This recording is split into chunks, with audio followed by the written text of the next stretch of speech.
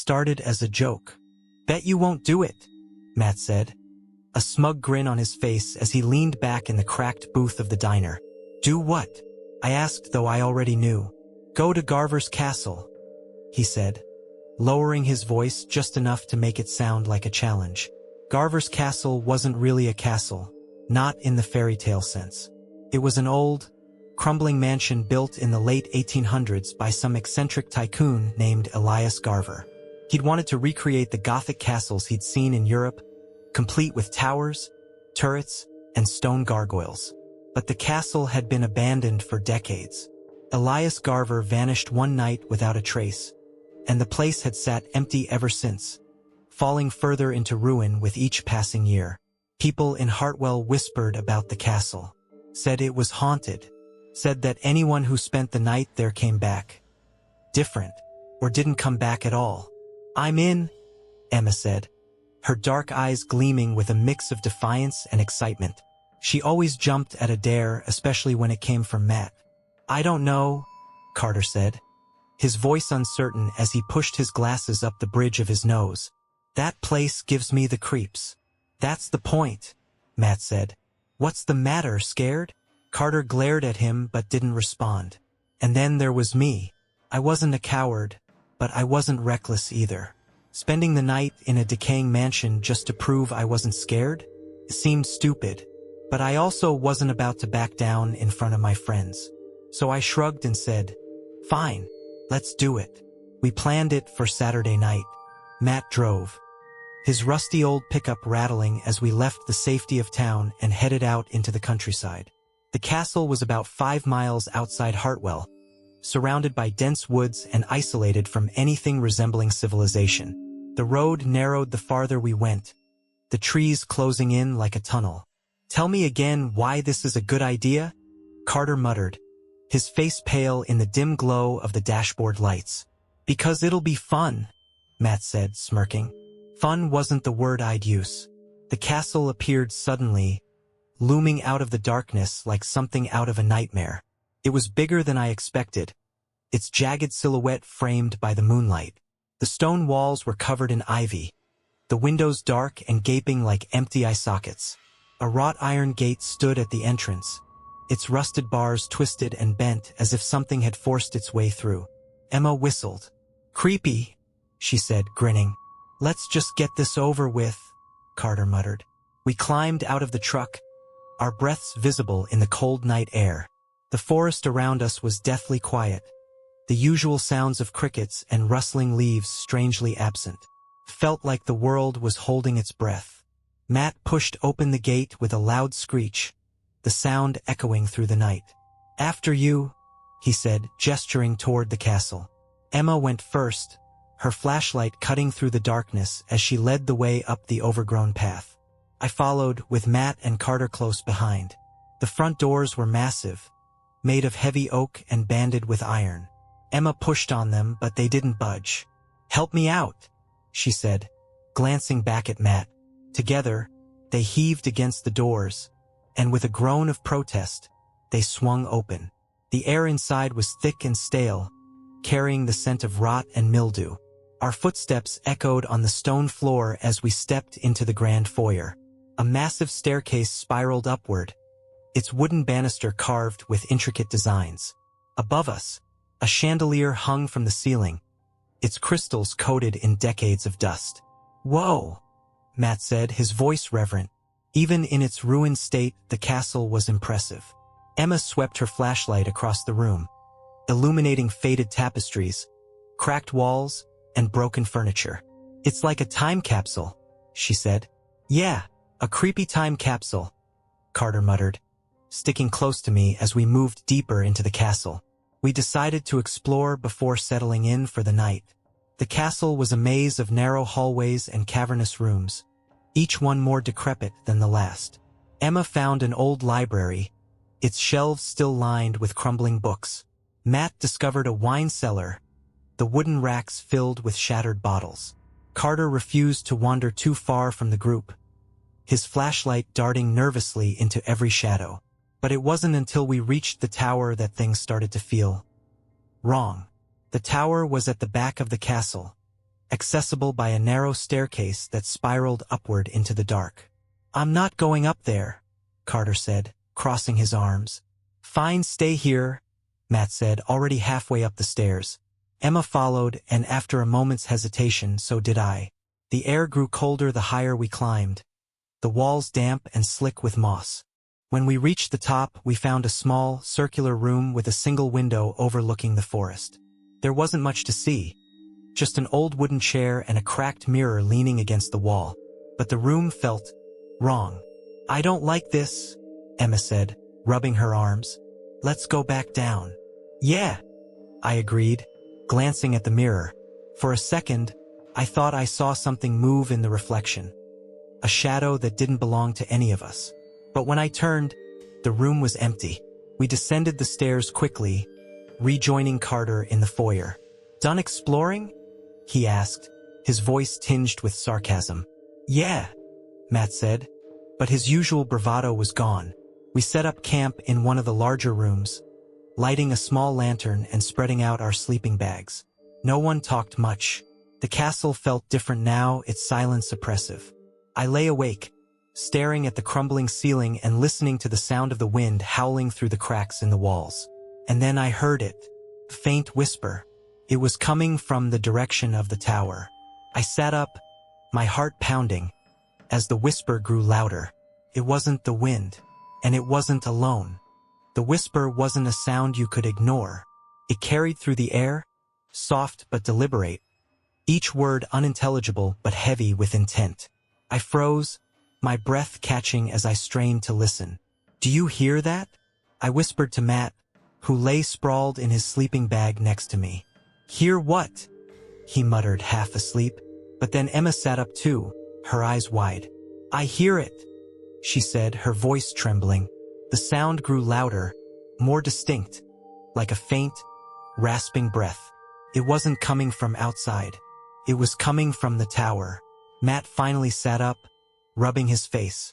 "It's just the wind," he said. But even he didn't sound convinced. "Wind doesn't whisper like that," Carter said, his voice shaky. We all stared toward the dark hallway that led to the spiral staircase, none of us willing to move. And then the whisper stopped. The silence was worse. It hung in the air, thick and suffocating, as if the castle itself was holding its breath. And then came the footsteps. They echoed from above, slow and deliberate, descending the tower staircase one step at a time. "Someone's up there," Emma whispered, clutching my arm. "That's not possible," Matt said, his voice breaking. "We were just up there." But the sound was unmistakable. I grabbed the flashlight, my hand trembling as I pointed it toward the hallway. The footsteps grew louder, each one more deliberate than the last. I thought about running, but my legs felt rooted to the floor. And then the sound stopped. The hallway was empty, the staircase shrouded in darkness. "Maybe we should go," Carter said, his voice barely audible. But before we could move, a new sound broke the silence. A soft, low creak, like the sound of a door opening. Matt grabbed his flashlight, his bravado faltering as he stepped toward the hallway. "Matt, don't," Emma said, her voice trembling. But he didn't stop. "We need to see what it is," he said. I followed, my pulse pounding as we crept down the hallway. The air grew colder with each step, the darkness pressing in around us. When we reached the staircase, Matt shone his flashlight upward. The beam cut through the shadows, illuminating the stone steps spiraling into the dark. And then we saw it.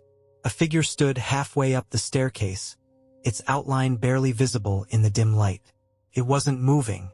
"Hello," Matt called, his voice shaky. The figure didn't respond. I stepped closer, my flashlight trembling as I pointed it at the figure. For a moment, I thought it was just a shadow, the light playing tricks on my eyes. But then it turned. The face was pale and twisted, its eyes hollow sockets that seemed to stare straight through me. Its mouth moved, but no sound came out. I stumbled back, my heart hammering in my chest. "Go!" I shouted, grabbing Matt's arm.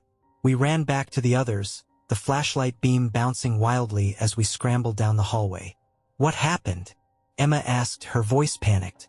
There's someone here, I said, barely able to get the words out. What do you mean, someone? Carter demanded. Something, Matt said, his face pale. Not someone. Something. The whispers returned, louder now, surrounding us from every direction. The air felt heavier, the room colder, as if the castle itself was closing in around us. We need to leave, Emma said, her voice shaking. But when we turned toward the front door, we stopped. It was closed, but something was standing in front of it. Another figure, tall and still, its face hidden in shadow. Run! Matt shouted, pulling Emma toward the nearest hallway. We followed, our footsteps echoing as we darted through the darkened corridors. The castle was a maze, each turn leading to another hallway, another room. I didn't know where we were going. I just knew we had to keep moving. But the whispers followed us, growing louder, more frantic, as if they were trying to drive us deeper into the castle. We burst into a large room, the walls lined with cracked mirrors. The reflections were distorted, each one twisting our faces into grotesque shapes. We're trapped, Carter said, his voice breaking. No, we're not, Matt said, scanning the room. His flashlight caught something in the corner. A small door, half hidden behind a pile of rubble. We pushed through it, the door leading to a narrow staircase that spiraled downward. The air grew colder as we descended, the darkness thick and suffocating. What is this place? Emma whispered. I don't know, I said, my voice barely audible. At the bottom of the stairs, we found ourselves in a stone chamber. The walls were covered in strange symbols, etched into the stone with what looked like claw marks. In the center of the room was a single chair, its wood dark and splintered. And then we heard it, a low, guttural laugh, echoing through the chamber. I turned, my flashlight sweeping across the room, and that's when I saw it. A figure crouched in the corner, its limbs twisted at unnatural angles, its face hidden by a tangle of matted hair. It moved slowly, its head tilting as it looked at us. And then it smiled. The smile wasn't human. It was too wide, the teeth jagged and sharp, the eyes glowing faintly in the darkness. Run, Emma whispered, but I couldn't move, because the figure wasn't alone. We stared at the figure crouched in the corner, its silhouette barely visible in the weak light of our flashlights. Who's there? Matt demanded, though his voice shook as he spoke. The figure didn't answer. It shifted slightly, just enough to reveal more of its shape. It wasn't a twisted monster or glowing eyes. It was a person, but something about the way they moved, deliberate and unnatural, made my stomach churn. Hey! Matt shouted again, stepping forward. Don't! I hissed, grabbing his arm. Why not? He snapped. Maybe it's just some squatter. Squatter or not, something about this didn't feel right.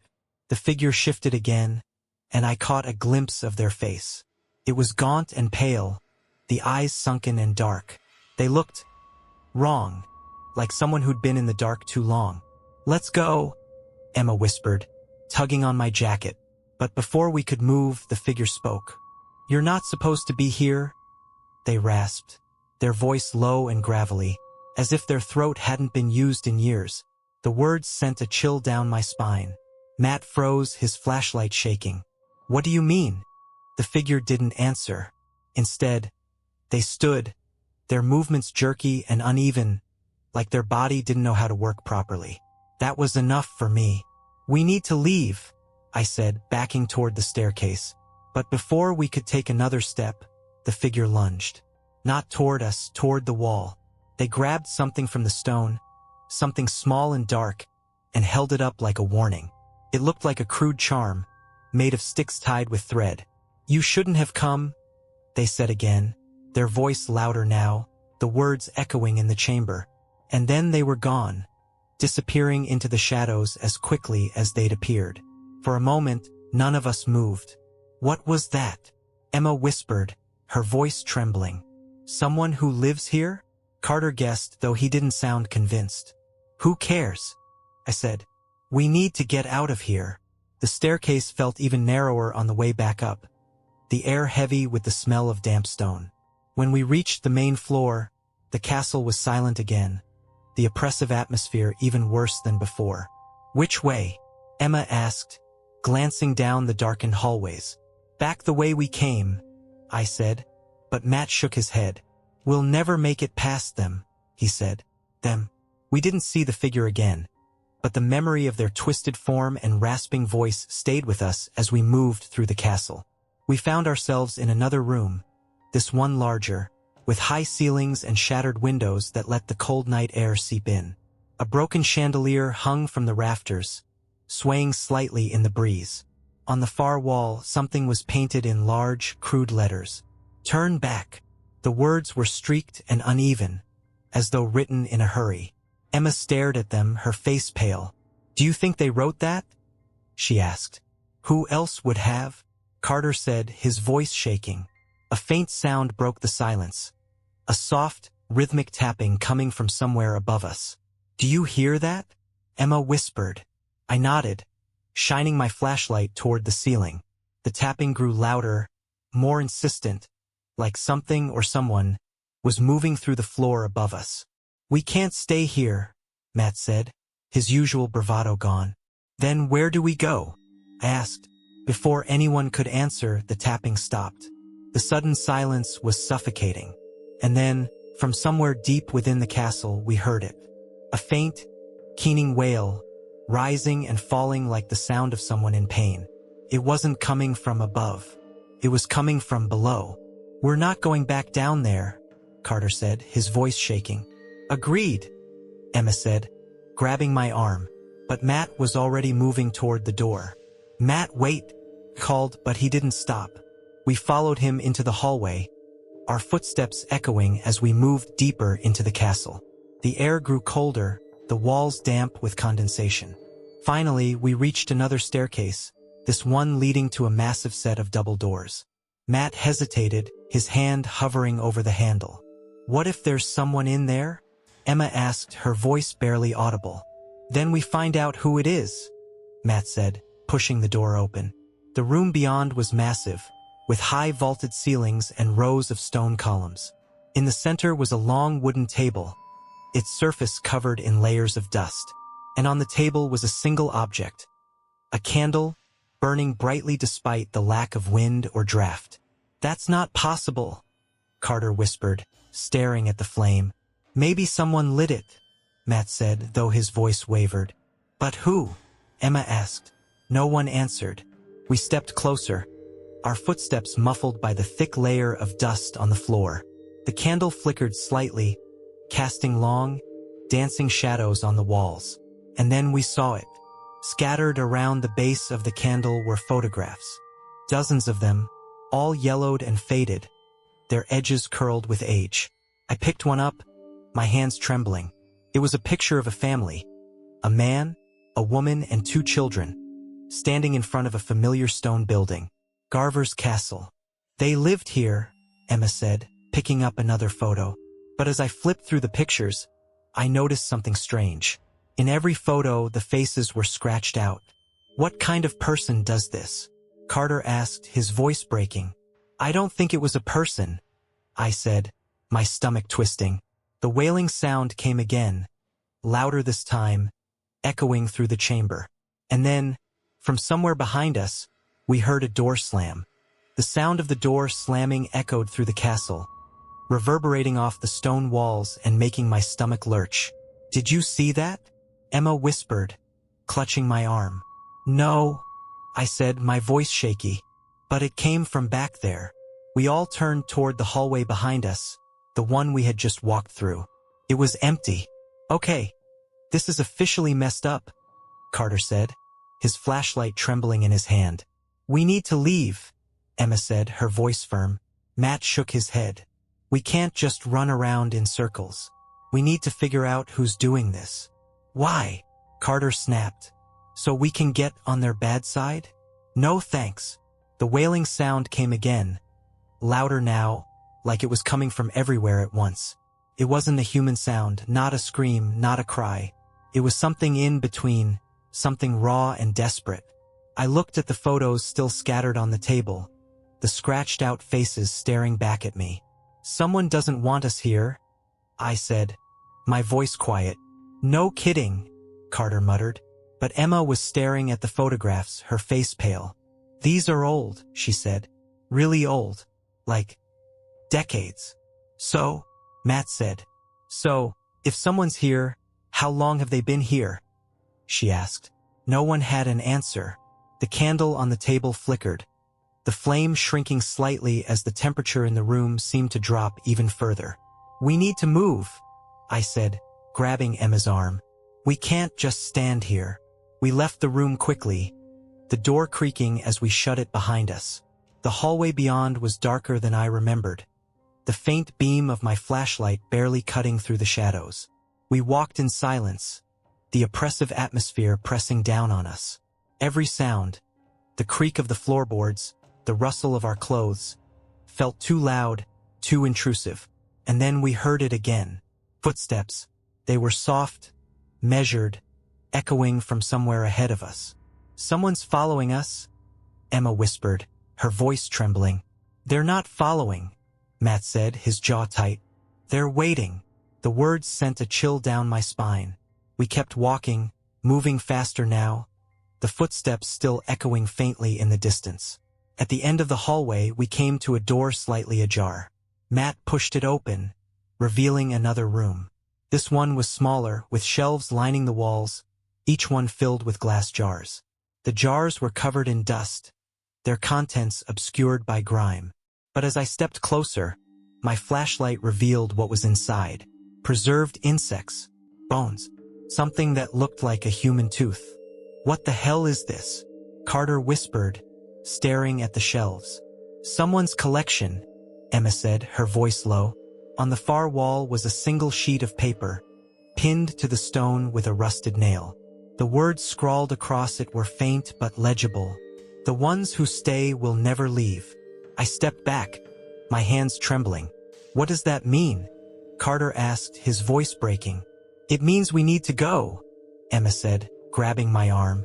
We turned to leave, but the door slammed shut in front of us. The sudden noise made us all jump, our flashlights shaking as we spun around. Open it, Matt shouted, shoving against the door.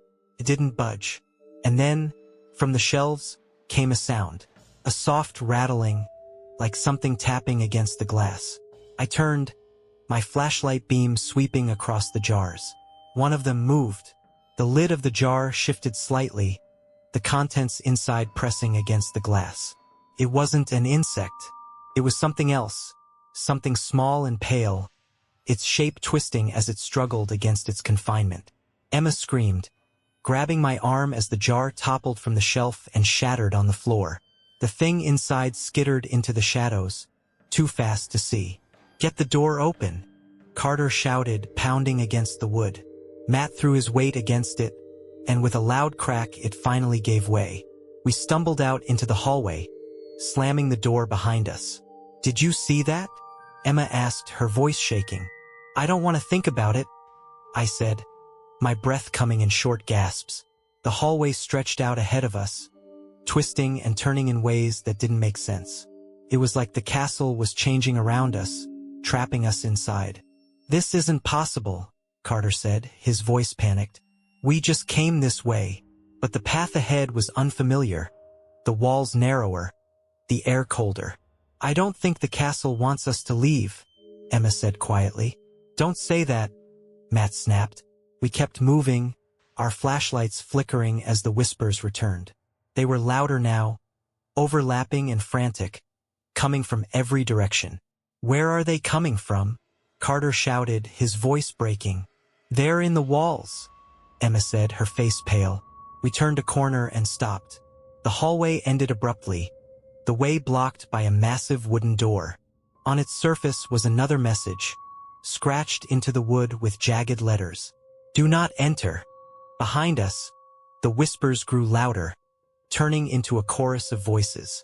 We had no choice. Matt pushed the door open, and we stepped inside. The door groaned as it swung open, the sound reverberating down the hallway behind us. Inside, the air was cold and damp, carrying the faint smell of rot. The room was massive, larger than it should have been. the stone walls disappearing into the darkness beyond the reach of our flashlights. In the center was a single stone table, its surface cracked and stained. "What is this place?" Emma whispered, her voice trembling. None of us answered, because none of us knew. We stepped inside cautiously, our footsteps echoing in the cavernous space. The whispers had stopped, replaced by a suffocating silence. The table drew my attention. It was ancient, its edges worn smooth, the stains on its surface dark and deep. As I got closer, I saw something carved into the stone. It wasn't a word or a sentence. It was a series of symbols, jagged and uneven, etched deep into the table. They looked like runes, but nothing I recognized. "They're everywhere," Emma said, pointing to the walls. I turned, my flashlight revealing more carvings, each one more intricate than the last. Matt ran his hand over one of the symbols, his face pale. "These are recent," he said. "What do you mean, recent?" Carter asked, his voice breaking. "I mean they're not worn," Matt said. "They weren't carved 100 years ago. Someone's been here. Recently." Emma grabbed my arm, her nails digging into my skin. "Look at this," she said, pointing to the floor near the table. I shone my flashlight downward, and my stomach twisted. There were more symbols drawn in what looked like chalk. And in the center of them was a photograph. It was old and yellowed, its edges curling. I picked it up carefully, the paper brittle under my fingers. It was a picture of a group of people, men, women, even children, all standing in front of the castle. Their faces were blank, not scratched out like the photos we'd seen earlier, but completely smooth, like they'd been erased. "What is this?" Emma asked, her voice shaking. Before I could answer, the door behind us slammed shut. The sound was deafening, the echo bouncing off the walls and making the ground beneath us tremble. Emma screamed, grabbing my arm. Carter ran to the door, pounding on it with both fists. "It's locked," he shouted, his voice panicked. Matt shone his flashlight around the room, his jaw tight. "There has to be another way out," he said. But as the light swept across the walls, something moved. First, I thought it was a shadow, but then I realized it was too deliberate, too fluid. It darted along the edge of the room, sticking to the darkness, just out of reach of the light. "There's something in here with us," I said, my voice barely above a whisper. The words barely left my mouth before the whispers returned. But this time they weren't distant. They were close, all around us. "Stop it," Carter shouted, covering his ears. The whispers grew louder, overlapping and frantic, filling the room with a suffocating noise. And then, just as suddenly, they stopped. The silence that followed was unbearable. And then, from the darkness, came a voice. "You shouldn't have come." The voice was low and hollow, like someone speaking from deep within a cave. I spun around, shining my flashlight toward the sound. And that's when I saw it. A figure stepped into the light, its features half hidden by the shadows. It was tall and thin, its limbs too long, its movements deliberate. Its face was pale and blank, the eyes dark and unblinking. "You don't belong here," it said, the voice echoing off the walls. "Who are you?" Matt demanded, though his voice shook as he spoke. The figure tilted its head, as if considering the question. "We are the Watchers," it said, "and you are not welcome." Before any of us could respond, the symbols on the table began to glow faintly, a pale blue light spreading across the surface. The figure stepped closer, its movements unnaturally smooth. "You must leave," it said. "We're trying," Emma shouted, tears streaming down her face. The figure stopped, its head tilting again. "Not all of you," it said. The words hit me like a punch to the gut. "What does that mean?" I asked, my voice trembling, but the figure didn't answer. The glowing symbols grew brighter, the air in the room growing colder. And then, the whispers returned, louder than ever, filling the room with a deafening roar. I grabbed Emma's hand, pulling her toward the door. "Help me," I shouted to Matt and Carter. We pushed against the door, the wood groaning under the force.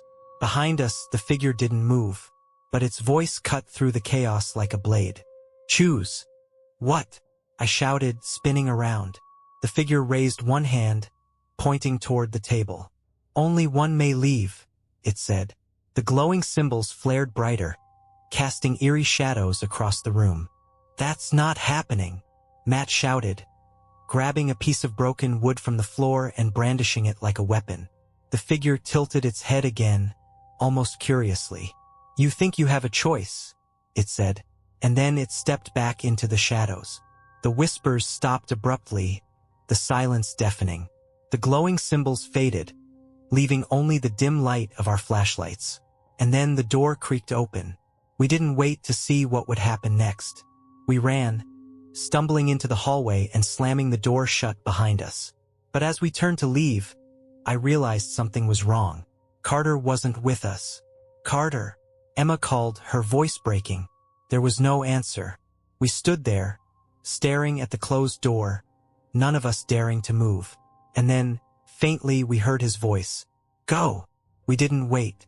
We ran, the castle closing in around us, the whispers following us until we burst into the cold night air.